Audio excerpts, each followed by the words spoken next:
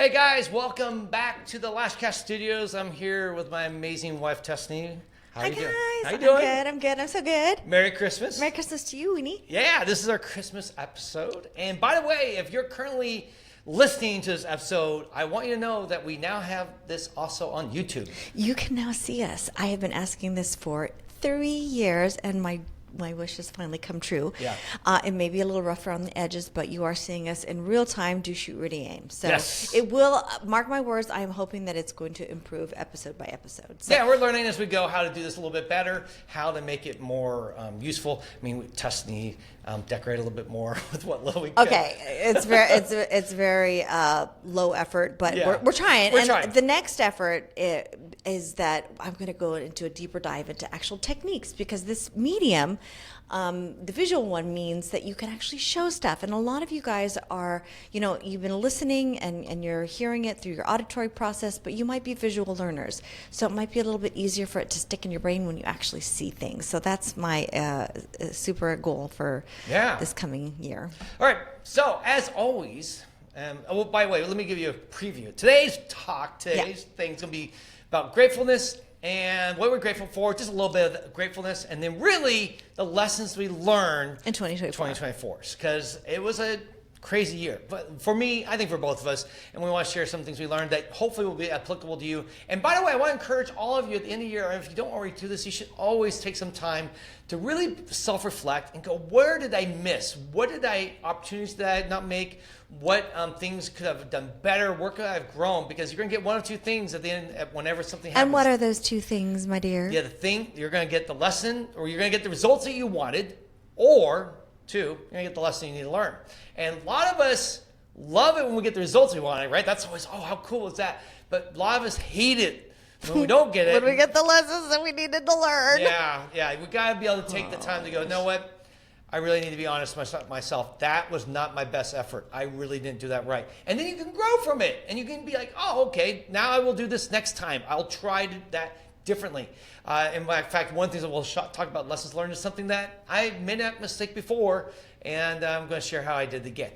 So I didn't learn it the first time, and now I need to make sure I learned this time, because it was a very costly mistake. So anyhow, before we get into that, guys, we have some announcements. Wait, you're supposed to go like this. Okay. That's right, snap. Yeah, snap the finger. Announcements. Yeah, announcements. So anyhow, if you're watching the YouTube, we don't have the music in here yet. That will be coming. That's one of the things we will eventually figure out. It's going to be a transition. It'll be a transition. If you listen to audio, you got the full show. How about that? All right. So we just have a couple of quick things, guys. Right now, this episode, if it goes out as planned, it will be coming out basically the day before Christmas, 24th.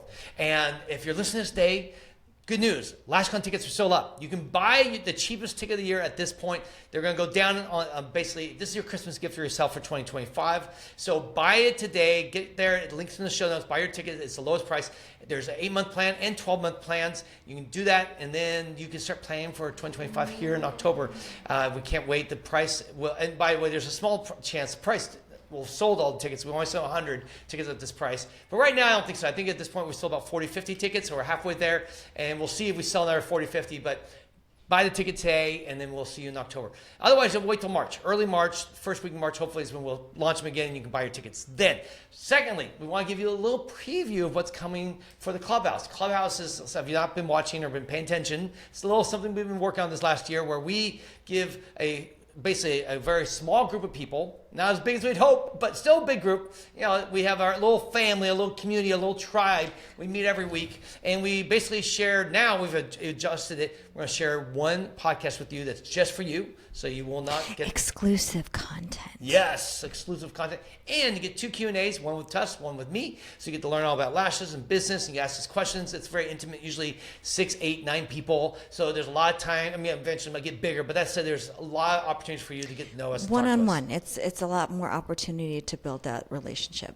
Exactly. And then the other thing, we also have one guest speaker, usually someone influencer, a brand owner, a trainer, someone respectable in their industry that can teach you something. They're on once a month. It's a free lesson basically for you included. And you also get all our old content. So we have like 30 plus hours of training, business training, everything we've done this last year in Clubhouse to teach you how to do businesses, a salon like the way we did, whether you're solo or have a team.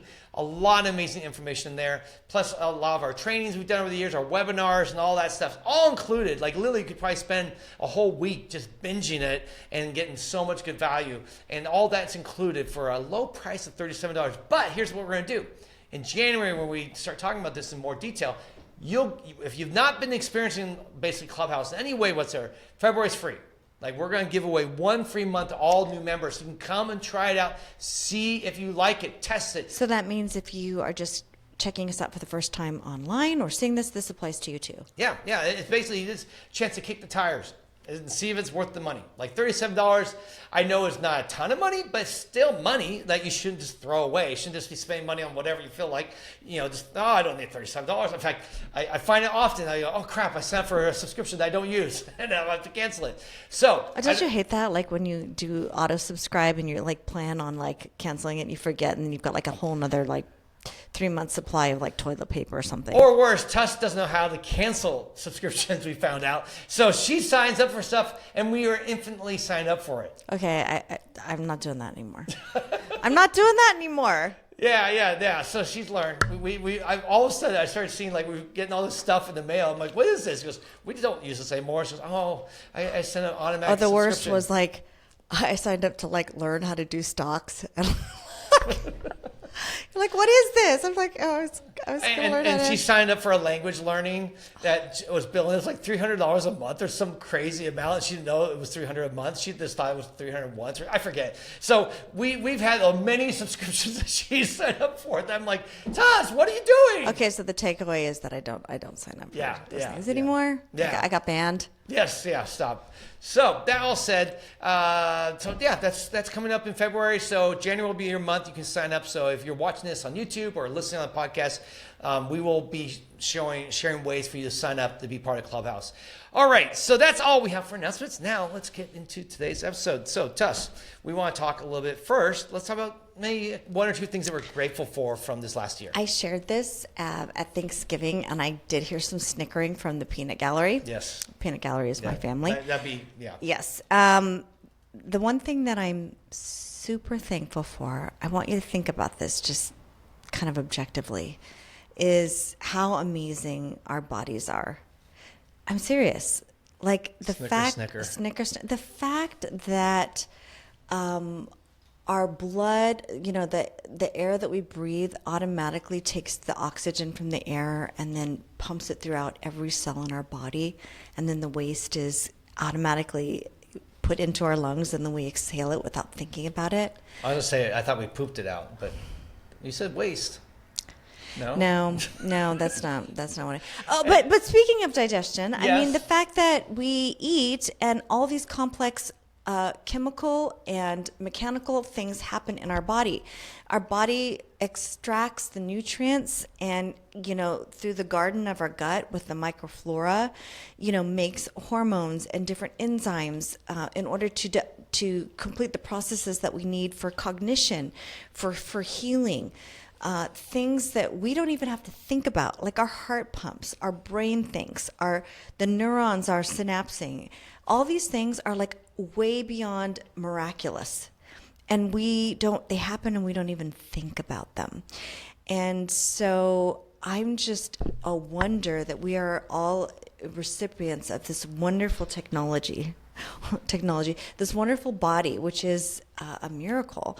And so that's cool, and I want to do the best that I can to make sure that we're living optimally, that we're doing everything to being good stewards of this vessel.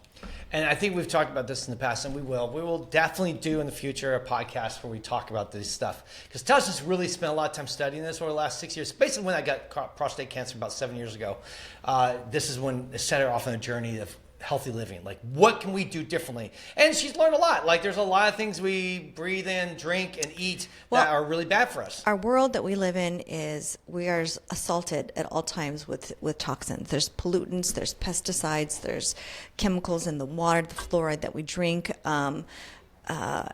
molds, plastics, and all these things suppress our bodies and our natural means of detoxification. And when those things pile up and our body can't excrete things properly, then you get disease, you get cancer, you get autoimmune, you gain weight, lots of things like that. And it happens before you know what. I remember before your diagnosis, I mean, you're busy, you're working, you've got kids to feed, you're not taking care of yourself, you're shoveling food in your mouth like one fry or two fries, between clients, you're barely going to the bathroom, and I gained weight. It's normal. And you're thinking, how did I get this position? How did my body get to be this heavy? How did I get to be feeling so bad? Your shoulders hurting, your hands are hurting. You got a headache all the time if you don't have your coffee. Those things are easy, those are products of the world that we live in. And so I want you to have solutions to that so that you can be healthier. Yeah, no, and I think it's great, and we'll definitely have to cover that. We've said this a couple times. We will do this. I think in 2025, I'd like to do. We have a couple things we want to do as a little preview as we've been thinking about next year. I want to do some episodes on health, like better living, so that you can take care of yourself and thrive as a lash artist. Both how you eat, what you drink, sleeping, all these things. There's been so many studies done and stuff, and we're going to share some of the stuff that we've been learning and implementing in our life. And also, I want to talk about financial stuff. We have already one episode recorded, and we're going to have another one soon with people who basically are going to share how they're taking their profits from their business and basically going to make themselves millionaires by the time they're like 40. I know some of you are listening, oh, that's impossible. No, it's not. If you just plan and do it, in 10, 15 to 20 years, you will be a millionaire. I mean, there's some sacrifice involved. Yeah. I mean, it doesn't mean Starbucks every day. It might mean holding off on like the luxury purchases. Those are the accoutrements or the symbols of wealth and prosperity. But the true wealth and prosperity is the security in the bank. Yeah. So if we can, delay gratification a little bit and be more of a bargain shopper, eschewing the tokens or attributes of wealth, we're actually doing that for ourselves, for our future in the long run. Yeah, and that's something that we didn't do when we were younger. Part of it was we just really made almost no money. We were so poor. Yeah, we can tell you our story a little bit. We can tell you the sad story. Yes. Yeah. But anyhow, that said, I've met some people I really respect. They're young, they're in their 20s, and they're killing it. And we want to talk to them. And I want to find more people like them because I think I would love 2025 to be the year that we all stop trying to run 18 businesses and we do one really well, and we start taking that money and investing it. That would be amazing because in 10, 15, 20 years, that money will grow way beyond what you'll ever do by hustling and having 18 jobs. And some of you, I think, 2024 taught me, well, one of the lessons is we don't need more jobs. And I think we'll get to that a little bit later. So let me, real quickly, for me to share something I'm grateful for. I think overall, we just had more opportunities thrown at us this last year than I've ever had in my life. And most of these opportunities came because we put ourselves out there. Like we took chances, we invested, we were generous, we were giving, we tried to live by that, you give more than you take, right? And by doing that, things come to you, opportunities come to you. We were able to travel, we were able to speak, we were able to do a lot of things, be a lot of conferences and trade shows. And in doing that, I also want to say I'm so thankful for every lash artist we got to meet, to hear the stories. LashCon for me is a very emotional time, not because I'm tired and I just think I've done something great. It's because I get to hear and meet you guys, and I get to see the impact that our work does. And people come up and say, I was going to quit being a lash artist, and I heard your podcast. Last year at LashCon was my last thing I was going to do, and I was going to move on with my life and go in a different career. And then I met some people, and then I got encouraged, and now I'm doing better. Like, that's not the exception. That's like the norm. That's what we hear all the time. Wherever we go, if we are at the course in New York, we're in Orlando at the premiere show, we're at the Lash Boss Summit, we're at our events, all these things. I just keep hearing amazing stories, and LashCon is like the capstone, like the peak moment where just literally I'm every other minute I'm taking pictures with people, and they're sharing just love and thankfulness and all that. And for me, that just it's just the biggest gift in the world. It's what puts the wind in their sails. It's what puts the wood in their fireplace. Whatever other analogy I can think of. Puts the bun in the oven? Yeah. No, I don't know about that. But it gets us excited. It really inspires us to realize we're doing something important that has value, that really blesses people. And so for us, I couldn't ask for anything more. I mean, to me, that's one of the great, having impact, right? Knowing that what you do matters is not something that we always have. I've had points in my life where I worked and did stuff I didn't think that mattered, had no impact, and then that's kind of a sad way to wake up to. So for us this last year to see that reward and all that, I'm extremely, extremely grateful. So cool. Let's get into now. What lessons we learned. And I think that you should go first. Yeah, because I think I have you have more than I do. I have more, yeah. And my first one is really painful. So, guys, this year, 2024, I know for a lot of you, because we've heard you, has not been an easy year. A lot of people said it was a setback year. I know that so many lash brands right now are hurting. I know the largest Chinese brand manufacturer, Lily, is making 1/2 the amount of lashes they used to make a year ago. Half. No. Who are you talking about here, first of all? I'm talking about, there's we buy from brands in the United States, or overseas in the UK, Canada, whatever, but they buy from manufacturers in countries like China, Vietnam. So you're talking the brands that we buy usually they're manufactured by maybe a big company in China, is what you're saying? Yeah, okay. They don't actually, unless your name is PLA, you don't manufacture your own lashes. You buy from a manufacturer overseas, right? And you're saying that the statistic is that lash supply is down? Yeah, 1/2. 1/2. What do you think what do you think that's contributed to? Well, I mean, there's a lot of reasons why. I think it's just a bad economy. Like anything, things contract. I also think that DIY has hurt a little bit. The more I think about it, I don't think DIY has hurt as much, but the clean girl aesthetic though has. What's clean girl aesthetic? Well, that's when you're trying to not go over the top. You're not trying to look like the Hunger Games. Like a few years ago, I felt like we were just going, lashes can't be big enough. Like we just need more and bigger and bolder, more obscene, and like I want to be able to see your lashes walk in the room before you do. Okay, that's what the look had gone to, and like any trend, it kind of. The pendulum goes back and forth, right? Yeah. It's one extreme or another. First, it was like the super skinny Christina thin Aguilera eyebrows of the 1990s, and then it was like super bushy and like the brow laminations, right? Yeah. It's the pendulum swings. Yeah, so the industry has swung. And what has happened, I know some lash lift companies I've talked to, their numbers improved immensely in the last year. Why would that be? Well, guess what? Lash lift is actually quite much the clean girl aesthetic. Like, okay, I just want a little bit of impact. I don't want people to be screaming lashes. I just want to see my eyes pop a little bit. So basically DIY a little bit. Definitely getting those lash lifts have caused a little competition. Plus, it's the election year. And I didn't realize election years, I didn't know, were considered by most people in business, if you've been around long enough, know that that's a year you don't plan growth. You kind of just because people are scared. People are uncertain about the future, so they're kind of putting big purchases on hold. They're being a little bit more conservative about their spending. Yeah, and we didn't see that. And I think that's what hurt our industry. There's been a down year. Plus, I think like anything, you don't have infinite growth in any industry. Every industry matures and changes over time. And you see, if you look at all new industries, there's like this chart, like, cell phones exploded.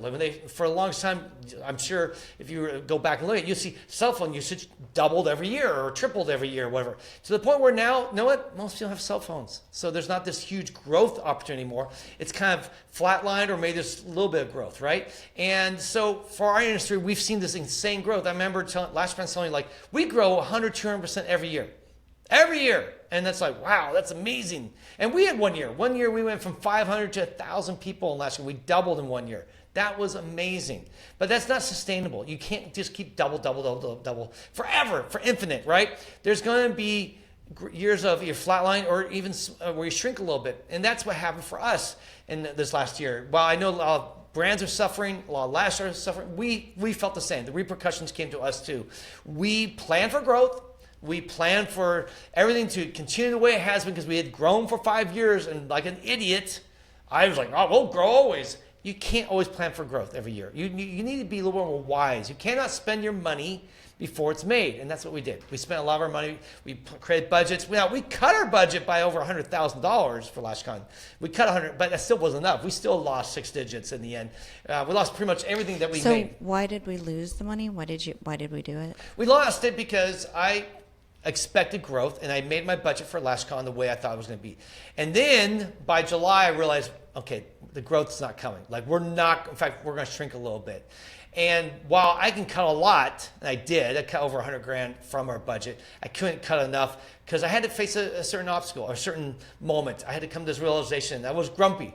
I remember like early August, I think I was like, just like, you're not happy. I'm like, I am not. You're very grumpy. I was very grumpy for like a week or two. I told Tuss, I need some mourning time. I need to be able to mourn because I made a fatal flaw. I made a fatal mistake, and we're going to have to do something really tough.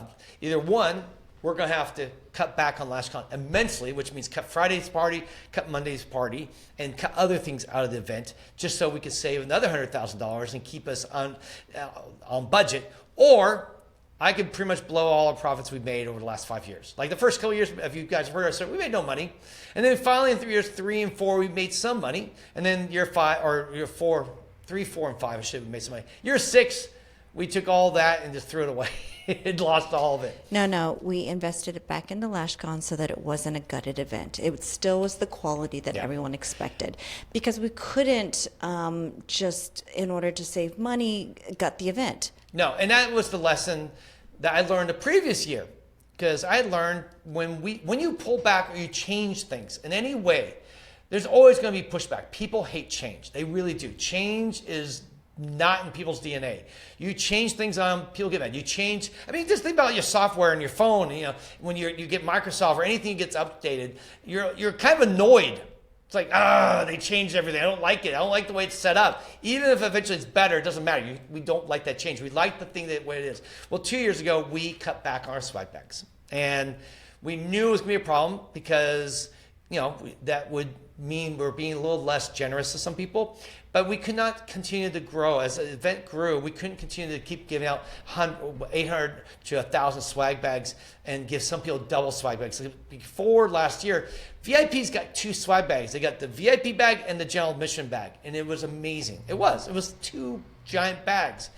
But we realized that for small sponsors, to ask them to give that much product, they have to give me 800 items, was really not fair. Like the brands just can't afford it. It's not that it was unfair. They just weren't able to. A small brand, if you ask them for 800 items, that might be their entire inventory. In fact, it is. Some of them would be like, okay, well, now I just gave you everything. I can't even sell anything at LashCon because I'm now just gave out $5,000 in product or something. And we want LashCon to be for the smaller brands too. We want them to give a chance to have people fall on their product.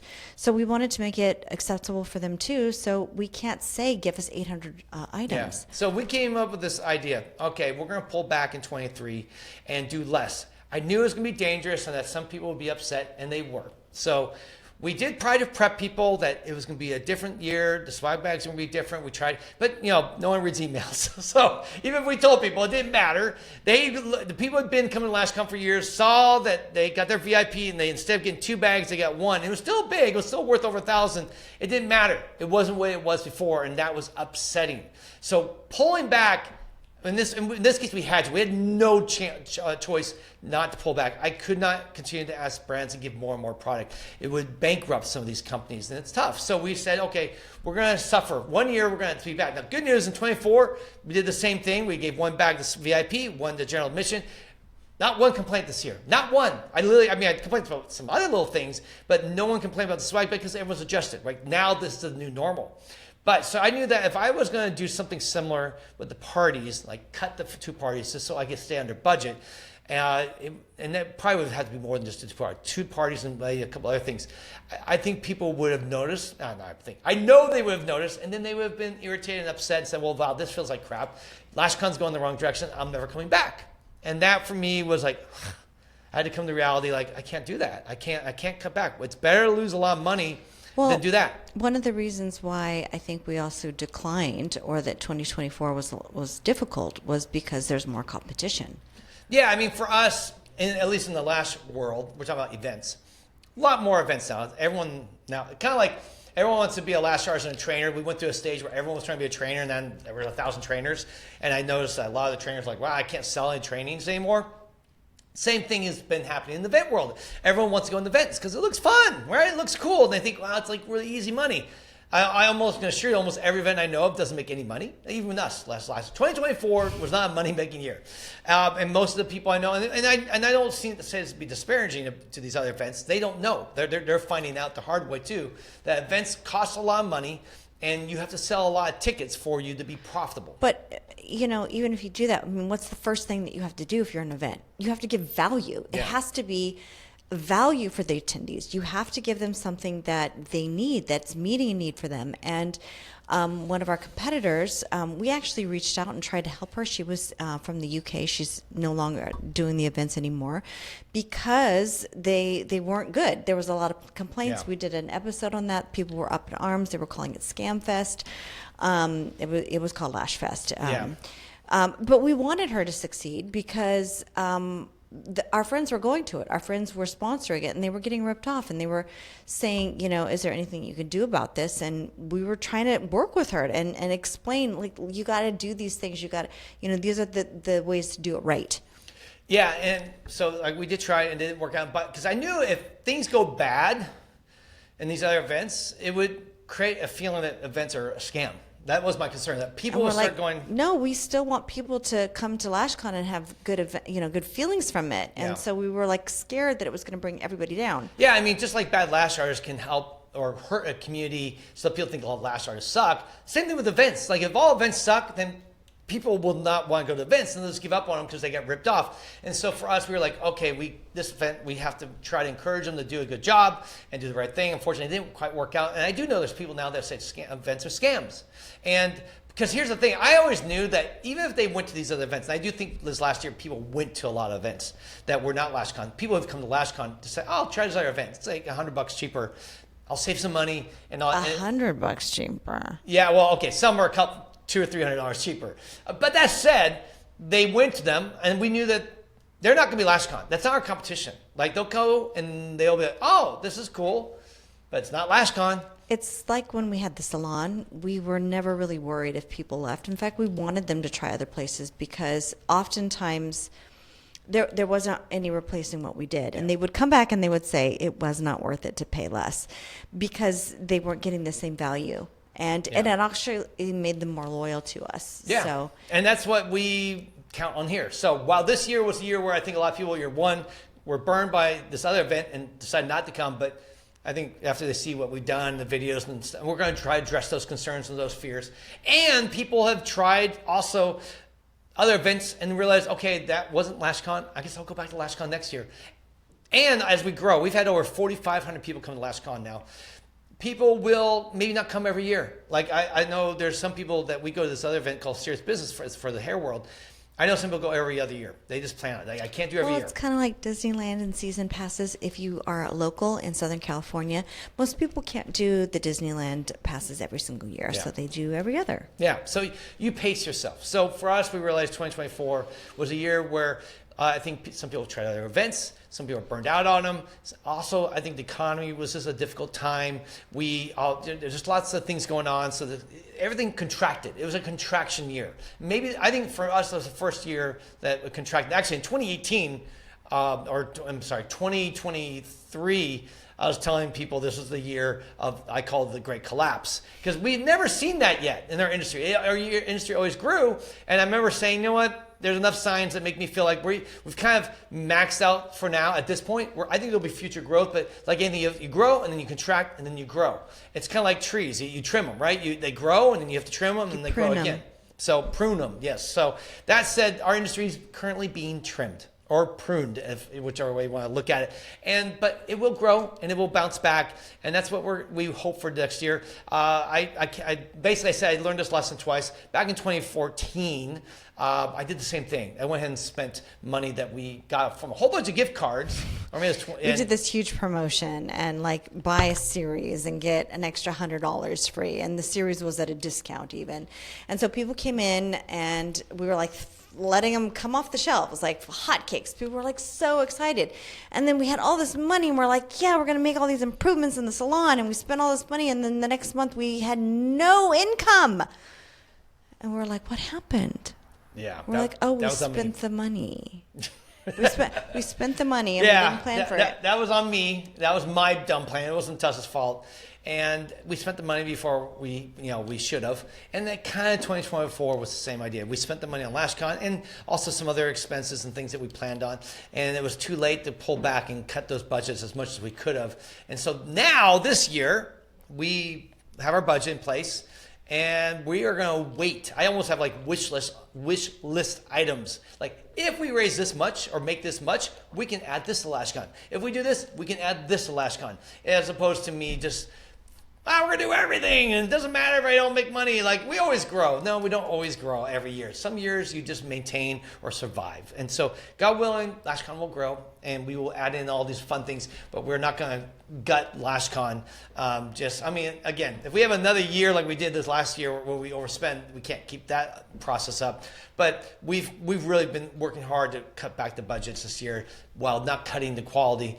I'm cutting from things that you don't see. We'll say behind the scenes stuff that basically doesn't affect the LashCon itself. So that's one of the lessons that I learned. It was a tough one. How about you, Tess? All right. So what I learned is that, well, this is kind of a no-brainer because everyone's gone through it and everyone feels the same way, that conflict sucks. Yeah. It sucks, right? And the thing is that if you are working with people, you are going to have conflict. And it's one of those things that you can count on. I wish that we didn't. But when we do go through conflict, there's a couple takeaways. The first is that sometimes it is not in our power that we live at peace with all men or mankind or people. Sometimes it's not in our power because living at peace with everyone depends on other people's attitudes and their responses and their actions. And we don't have control over that. And while it's super uncomfortable and painful even to be misunderstood, to have people think ill of you or misunderstand your intentions, what I understand is that we don't have control over what other people think. So in order to continue going forward in a healthy way, we have to think about conflict differently. And one of the ways that I like to think about it, and it's actually just become a survival pattern for me. Write my notes here. I forgot my notes. Whatever. The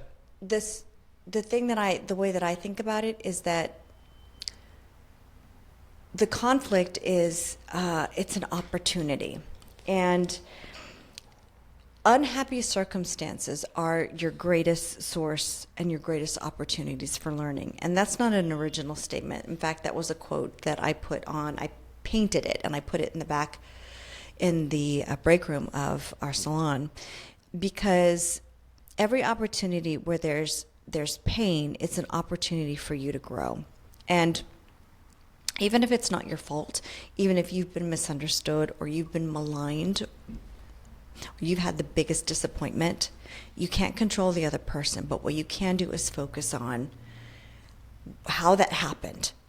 And what you do is you begin to dissect what happened so that you can proactively in the future be kind to your future self by making sure that you are protecting yourself, whether it's a different attitude, whether it's a different policy, whether it's whatever kind of protection it is, you are hedging yourself against that kind of conflict again, so that you don't have to go through it again, because it's painful. It's super, super painful. Yeah.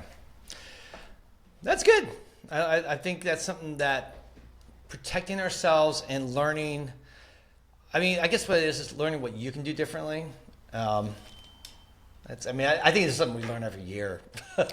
Well, yeah, let me just, I'm kind of talking in nebulous ways just because I can't be too specific. Protect the innocent. But one of the ways that this manifests itself is you might see somebody post something online in response to a conflict that you had with this person, and it might be very irritating to you because what the other person is projecting is not maybe what happened or not what you wish they took away from it. Yeah. And what out of our flesh, what we want to do is be like, I'm going to post another thing and explain how right I am. But that is not helpful. And so what I recognize, what's super important for me is to make sure I'm watching my heart, that I'm not being angry at the other person. I mean, if it's of course to feel upset about things if things didn't go right, but to review it and think, how could I have maybe protected this situation? How could I have acted as a hero even? How could I have done things differently so it didn't happen this way? And then you focus on what you can change, what you can glean out of it. That's the best way to handle conflict, because trying to retaliate will just make you crazy. I mean, taking the high road has always been something we want to do. And even if we did something wrong, I mean, admit our wrongs, right? Don't just be stubborn. But so many times it's misunderstandings, misperceptions. So let me give you like an example. What happens a lot, and I'm sure it might have even happened to you this past year. You got a bad review, and the review wasn't warranted. Maybe it was a competitor. Maybe it was somebody else who was out to get you and wrote a fake review. And you're just like, I don't know who this person is. I can't believe that they wrote this. They're fake.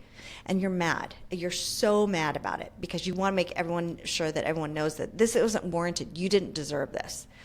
And so what you do is you write a review and says, I don't know who you are. I can't find you in my contact lists. I don't think that this is right. That might feel really good in order to do that, and you might think that you're convincing everybody that that this review is fake, but that's not what happens. People look at that and say, "Oh, that business owner is super defensive and is not handling the way that it's not attractive." So what we encourage and what we have done in the past is that we take the high road and we say, "Oh, I'm really sorry you got this. I must have missed the mark. I'm really sorry that you had this experience." Instead of like, I don't know who you are, you faker. No, please, I can't find you. I would love to make this right for you. Yeah. And because what that does is it completely levels the playing field, and it shows everybody how you would respond if they really had a legitimate problem. And that's attractive. That's like honey instead of vinegar. And so that's what I'm saying. Yeah. That's what I'm saying. Yeah, I think it's a good lesson to not always react to bad comments or feedback, or to always try to one up someone. Sometimes it's just about sitting with it. It might be a sucker punch to the gut, and you let yourself be punched in the gut. Yeah. And you don't go online publicly and complain about it. You go to the people that love you, that are like a vault, and you talk to them about it, because you have power, and I don't want that power to be diminished by you reacting badly. So there's always going to be conflict. Make sure that you're getting the best out of that opportunity. Don't get bloodied and bruised for no reason. Make sure that you're gonna take away something really good from it. All right, cool. Well, let me bring another one in. This is a simple one. This year is the first year where I think I've been sleeping more regularly, 8 hours a day. Like, that's not something I've ever done in my life. I used to be very proud, like, oh, I only need 5 hours sleep or 6 hours sleep. And I did that for many, many years. One of the bad signs, or one of the bad things that come from not sleeping enough, actually your chance for Alzheimer's goes really, really up. It's called disease. What's disease? You're more prone to disease when you're not giving your body the things that it needs. If you don't give your body proper nutrition, if you don't give it proper rest, and rest is essential. I mean, we used to think of it like, oh, it's just beauty sleep. You don't really need it. But your body is recovering and detoxing and replenishing itself in the later hours of sleep and you don't have it, over the years, you become depleted and more prone to disease. Blood sugar, high blood sugar can actually come from being sleep deprived. Your blood, your A1C, your glucose level, your blood fasting, it rises when you don't get enough sleep. Yeah. All those inflammation markers, they all rise when you don't get enough sleep. And so that's something that I did most of the year before LashCon. Now, I admit, during LashCon, maybe starting in August, the 2 months leading up, I was probably doing 6 hours, 8 hours. And then LashCon said, I did 2 all-nighters during LashCon. I mean, I literally didn't sleep Friday night and I didn't sleep Sunday night, which is insane. At this point, what we should do next year is we should do like a marathon, like when you get like sponsorships and people sign up. We need to get sponsorships that you actually get the sleep during the time that you need. Right? So people pledge for the actual numbers of hours that you actually sleep. So you're forced to sleep to raise the money for charity. Okay. Right? Sure. I mean, okay. We'll talk. We'll see. I'm just trying to incentivize things. Yes, yeah. incentivize it. So that was something that I've changed this year. And since LashCon, I've been almost pretty religiously sleeping. I'd say most nights 8 hours, at least trying to get 8 hours. And it's been good. It's actually, my body feels better than it has. It's been nice. Okay, ladies, if you have pains in your hands, if you have pains in your wrist, in your shoulders, in your knees, in your hips, whatever it is from lashing, get 8 hours of sleep. Try to get 8 hours sleep because that's when in those 7th and 8th hour, that's when your body is releasing all these human growth hormones and your body is resting and recovering. I promise you it'll make a huge difference in how you feel the next day. Yeah, no, and I have, and that's the thing that's been really special to see. So that's one. Another thing that I'll just say I want to pat myself on the back for this one. It wasn't so much a lesson learned, but something I predicted that came true. Oh, what is it? That is, there are no shortcuts of financial freedom. And there was people literally 12 months ago, starting in December, but really got big in January, selling the MRR crap to you, right? You were being told, you only have to work 2-3 hours a day or maybe a week, and you can make hundreds of thousands of dollars in your sleep, or as Maddie from Lightheart Lash would say, while you take a dump. No, I think she says make money while you poop. Yeah. She said make money while you poop, right? And that was something that... Well, hold on a second. It's like we talked about maybe we didn't talk about the handbags. I can't remember. The thing is that we see somebody living the good life and we know it's the good life. How? Because they've got designer bags. They're showing themselves on vacation. They're showing themselves the ease and saying, I just made $10 million and I'm drinking my coffee on this veranda looking over the ocean. And you can too. And because we want that, and we think, why am I such a schlub working so hard? I want that life too. So I'm going to buy this person's program because she told me that I can make $1 million while I poop. Exactly. And that, by the way, I remember we had an episode of January or maybe it was February. It took us a while. And we just totally went against that and said, that's not going to work, guys. That is a short-term play. And everyone I know that was pushing MRRs right now, not pushing MRRs anymore. They're done. They're gone. They've exceeded their market. They've exhausted all their opportunities. And there's no money to be made because there was no real value being given other than a very short-term bump in their income. So for maybe 4 to 6 months, they made some great money. And I hope they invested that money because if they just spent it all on the bags and on the cars, well, now they can't sustain it because the money's not coming in like it used to. That I saw, and it just affirmed what I know is true in our industry. There is no such thing as short-term cuts to financial freedom. In fact, everything really is going to take time. Everything. In fact, that's one of the things we didn't talk about this, but next year in our podcast, we want to really focus on this. Instead of talking about all the quick ways to make money, I want to talk about the long ways to make money. And we already did one podcast, and we're going to do another one soon with another gal who's amazing. These two people literally going to be millionaires by the time they're 40. And they're not making trillions of dollars now. They're going to be millionaires because they're taking a large part of the profits now and saving and investing. So it's not very sexy, right? Because there is no bag to look at. There is no hot rod that's in the driveway. Why? Because those things are being delayed. for a greater good, for more secure wealth in the future. A lot of people mistake the accoutrements of wealth, the symbols of those, like the bag and the vacation and the cars. The status symbols, the shoes, and say, oh, that means if I have those things, that means I'm wealthy.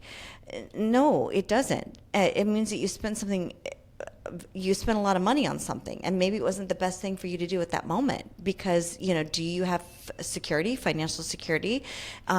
So what these people are saying, they're people that are like us doing lashes that have made very wise decisions to delay the gratification. And that should be inspiring because we all can do that. It's super hard to do, but and it's not super fun and it's not super sexy. But that is a more sure road to being a millionaire than buying somebody's MRR crap over, on the internet. Yeah, you can do a quick bump, but it's not sustainable long term. You're going to have to save. So we're going to focus this on our podcast. It's one of the themes I would love to talk about in 2025. And why is this important to me? Because that's not what we did. We are poster childs of basically, I won't go into my career choices, but before we got into beauty, I was trying to be a writer, okay? Okay. That's not a career where you make a lot of money. No, we have actually decades of sad stories. And it's like, you think that you'd learn, right? But Yeah. I think it takes a while sometimes with this one. That's okay. That's okay. I love you. Yeah. I was stubborn. I was very stubborn, and I had my ideas of the way the world should work, and it wasn't lining up with reality, which maybe you are one of those people. I tend to be a little bit of overly optimistic about things. I always believe everything's going to be great. Everything's going to work out. And then often things don't. In fact, I have to remind myself, most things take longer and cost more than I expect. And that's a hard mantra for me to keep repeating if I have to, because I tend to think, it'll just happen easily, quickly, and with no cost at all. So it was a very big source of conflict between us. And I don't know if you guys are interested in knowing all that, but we could share it with you if they're interested. Yeah. I don't know. Let us know in the comments if you want to hear about that. Yeah. But get back to us. Let us know if you're like, please share about your financial struggles and your dumb things that you learned. Well, it's not just the financial struggles. That really led into the relationship struggles and me wanting to leave and me making a plan for that. And we didn't always end up working like this. This is kind of a miracle, actually. It's 31 years to get here is a miracle. We started out in our younger years. We wanted to work here. I talked about it. I remember, one day we thought we were going to own a coffee shop, and Tuss was going to run it, and I was going to be a writer, successful writer, and I'd work. It was going to be called the Meat Shack. Was that was our? It was going to be called the Meat Hut. The Meat Hut, the Meat Hut. Yeah. Anyway. Yeah, it was kind of a funny name for a coffee shop, but it was not going to be more. It was going to be coffee and treats and food and stuff like that. But because Tuss, people probably don't know this about her, but she was accepted. You're going to hate when I say this, into the CIA, not the CIA government, the Culinary Institute of America when we first met, and she was going to go off and be a chef. That was her plan or dream, and she actually gave that up for me. That's what that's love.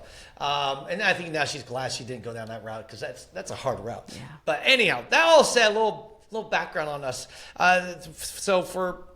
We struggled financially. We've had bad years. We've had bad decades, in fact, financially. And because of that, we don't want other people to go through that. We want you to do better. So we are going to talk about more of the stuff in 2025. Hopefully get more people like the two people we were interviewing, share those stories. Because I think all of you probably think right now, I can't save money. I can't invest. I don't make enough. I'm too broke.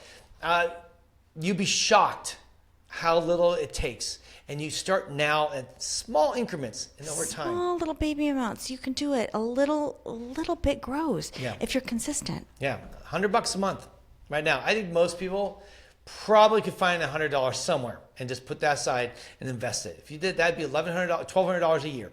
Right now, if you're only 25 and you're doing that, it's a good start. And then as you get older, you'll probably be able to find more money, and you might get smarter with money, be able to save more. And also, I think as you see it begin to grow, it's like a game. It's exciting. It's better than the handbag. Yeah. Because it's like your power. You're like, I can withhold myself. I can be a bargain shopper.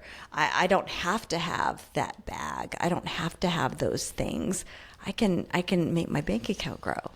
And when bad things like COVID happen, you're not going to be panicked like how you're going to eat, because you're going to I got $100,000 in the bank. I don't want to spend it, but if I have to, It's there. It's a safety net. It creates more peace, allow you to sleep at night so you don't stress about things. It's going to allow you to gamble a little bit with your business. Like, you know what? I'm going to raise my prices, or I'm going to do this. Or maybe I'm going to make that expansion or open this business and not have to take a loan. Yeah. Which loans, we've never really talked about They're loans. not roads to peace. That's all I have to say, because you are in debt. You are a slave to your debtors. Yeah. So that was a big one for me. What's another one? This is one that's connected to me sleeping, I'll say. And that is, I really need to grow my team this coming year. 2025, I do have a team. LashCon is definitely grown. We had a social media team. We had Christina Fard come on and help a little bit. And we have our teams, like 16, 18 people. We have the best team. Yeah. You guys, we have the best team. Yeah. If we're comparing, we have the best team. But they all had a role, and some of them took on bigger roles this year, but I didn't even go more because LashCon is really at this point limited by me. Like, as long as I do everything, LashCon will never grow beyond where it's at. We will stay stuck here. This is the max LashCon can ever do. And so for me to do more, already we brought Christina Fard and her sister Francesca, who are awesome. They're going to help more this year. They're taking a bigger role with LashCon. And we actually have an announcement, but we also have a new person not new. Once you know, you'll be like, oh yeah, she's going to be helping us with the LashCon social media and helping us with that. And then we're also going to be bringing on some people like Shandara and Nicole and Becca. These are people who you've seen at LashCon. They're going to be helping me run LashCon more. And Ella, who has also been working with me at Clubhouse, is now going to be helping a lot more with the day-to-day stuff. So we are widening the team and getting them all more duties, and more people are going to be running it so that, one, I can sleep. And so that LashCon can have bigger impact with more people involved, more people spreading out the work. There's a lot more we can carry. We can do more things to help the industry. We want to grow the Lash Awards and really make it a blessing in the industry. If we have some fun ideas we'd love to bring to LashCon, but I can't do it all myself anymore. It's way beyond me, whatever I thought LashCon would become. So now we're going to unload those burdens, get more people, and I'm done. I just can no longer do it. I have to get the team. So we're excited to see LashCon take on more people. And by the way, this probably means this coming year, this is going to be a tough one. I'm not going to pay myself this year from LashCon. I'm going to literally LashCon. I am going to pull back from me, not paying myself, pay everyone else with the hopes that LashCon will grow so I get paid again. You want to say something? Yeah, I'm just curious. Like, we didn't talk about this. Yeah. Like, what's your motivation for sharing this? I'm sharing my lessons I'm learning. Like, I want to show that sometimes this is important. You're right now in your business, and you're looking at your business going, okay, I could hire someone to help me, but that means I make less money. But what if it grows your business and then you make more money a year from now? Right? You may have to take a step back in your own personal income for future growth, because you're like, well, I really want all this money. It's all for me. Tessa's like, wait a minute. You're like, wait, we're not going to make as much money? Yeah. I have a bag I have to buy. No, Yeah, I'm just kidding. But no, I mean, it's really about us pulling back this year, resetting the business in some ways, because I want future growth. And the only way that future growth is going to come is me investing in everyone around me, letting them take on more responsibility, paying them to take care of that responsibility so that LashCon can have bigger impact, and then drawing more people, which then down the road, I'll get paid, God willing. I mean, this is a gamble, guys. I am trying something. Well, we did this back in 2019, 2020. Our first 2 years, LashCon, Tussanee worked crazy hours. She was working, 5 days a week, seeing 5-6 people a day, taking all these clients so that I could build LashCon. And then finally in 21, I made a little salary. 22 and 23 made better salary. And then this last year, we're talking the first year when he says better salary, we're talking about like a McDonald's. Oh yeah, I made 30 McDonald's. grand. The first year I got paid in 2021, I made $30,000. We're just sharing that so there's no misunderstanding that it's not like we're living high on the hog. I mean, all these things, it takes a long time to build something that's successful. Instagram and social media portrays success as something happening overnight, but that's not how the real world works. It takes time to build something of value. It takes sweat in the game. It's hard to do that. Yeah. I mean, I just share these numbers and big, general numbers, that is, to give you an idea of what's going on behind the scenes, to show you the type of stuff and the decisions you have to make to grow your business. I know it's not about bragging. It's not about showing off. It's really about saying, hey, guys, you really want to grow your business this year? Maybe you need to hire a personal assistant. Maybe you need to hire a VA. Maybe you need to hire a lash artist with you. Like, I don't know, guys. There's a lot of things that you're thinking about, and maybe you're doing 10 jobs. Maybe right now you're trying to be a trainer, and you're trying to be a lash artist, and you also want to start a product line, and you're doing it all by yourself, and you're finding none of them are going anywhere. What if you hire a social media person to help promote your brand? What if you got someone whose sole job is to go on and talk about and create value for your community and help you build community so that they'll buy products from you, right?